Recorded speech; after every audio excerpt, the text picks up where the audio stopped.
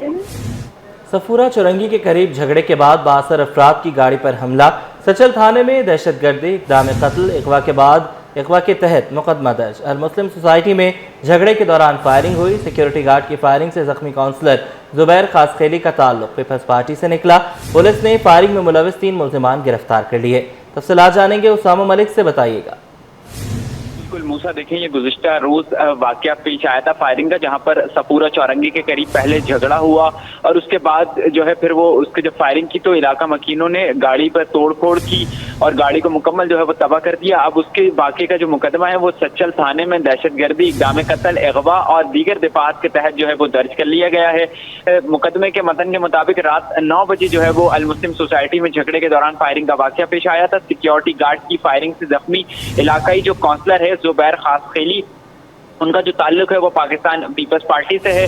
मुकदमे के मतन के मुताबिक उनका कहना है कि भाई का फोन आया और कहा कि अल मुस्लिम सोसाइटी गेट पर मेरा झगड़ा हो गया है। जब वो वहां पहुंचे तो 4 अफराद गार्ड और बाकी जो अफराद थे उन्होंने सिविल कपड़े पहने हुए थे, जबकि 4 अफराद ने सिक्योरिटी गार्ड के कपड़े जेब तन किए हुए थे।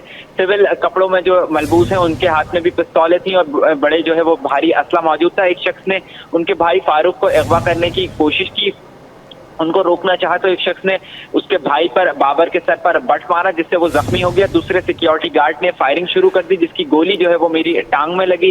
फायरिंग करने वाले अफराद के खिलाफ जो है वो मुकदमा दर्ज किया जाए। ये गुज़िश्ता रोज वाकया पेश आया था जब झगड़ा हुआ, उसके दौरान फायरिंग हुई और फायरिंग के बाद जब इलाके में जो लोग थे उन्होंने वहां पर जमा हुए और गाड़ी को बुरी तरीके से तोड़ दिया था। उसके बाद पुलिस पहुंची और मुजाहिरीन को मुंतशिर किया। गाड़ी की हालत भी देखी जा सकती है कि शदीद गाड़ी मुतासिर हुई।